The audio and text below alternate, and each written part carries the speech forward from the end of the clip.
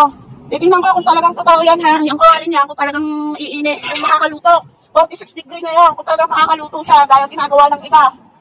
Kapag hindi totoo, ihahagis ko yung kawali niya.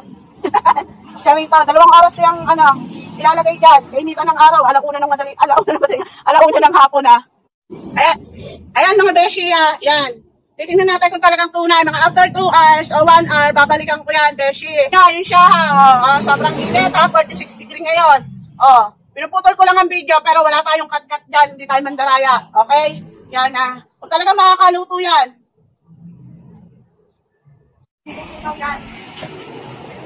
Uy, bro, kung mainit na sa'yo, kung pakiramdam mo. Ha? Bakit 2 hours na to eh? Kung nas pakiramdam mo. Mainit. Sobrang init na.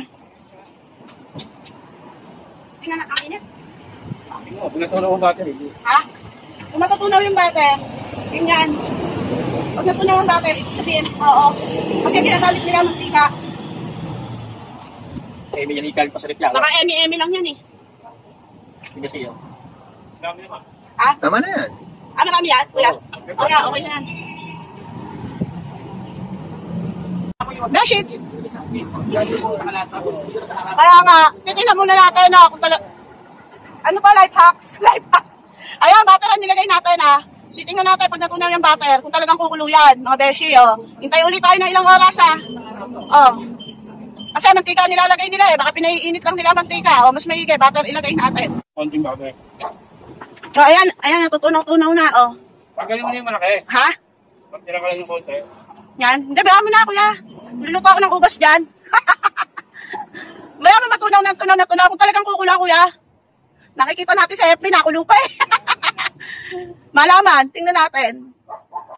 Ayan, Ayan yung malalaki, natutunaw na. Ayan. Ayan, tunaw na. Frozen na frozen yung butter na yan eh. Malaman.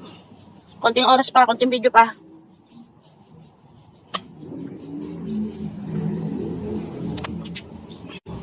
Tutunaw naman siya.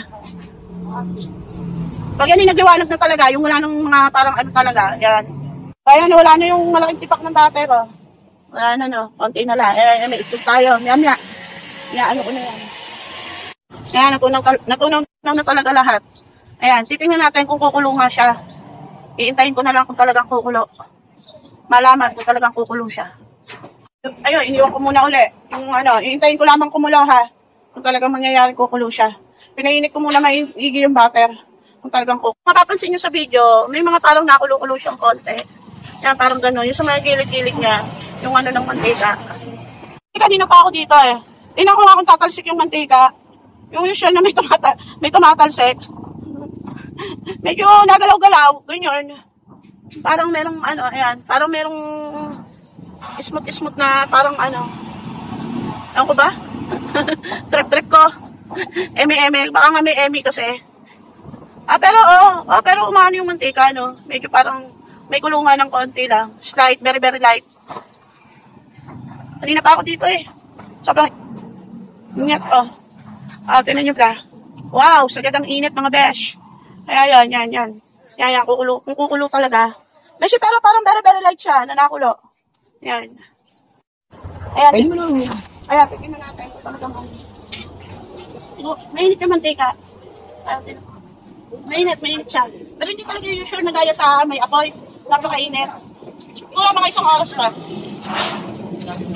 Ayan, beshi, kumukulo na, beshi. Beshi,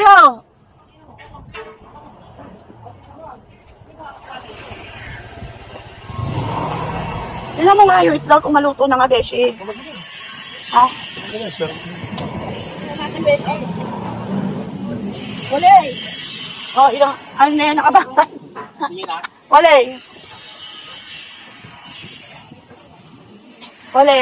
kanina pa yan, diba? Halos 3 oras na yata yun Ha? Kaya nga. Ibig sabihin, hindi siya totoo. Totoo yun. Ayaw ko haluto Ayaw, di ba? Wala Lol. Ayan mga beshi, di ba? Wala ilang oras na siya nakalagay siya doon. Wala pa rin, di ba? O, paano yan? Eme lang pala. To see is to believe tayo, mga besh. Okay, yun lamang. Thank you at magandang hapon, mga kabesh. Wap-wap.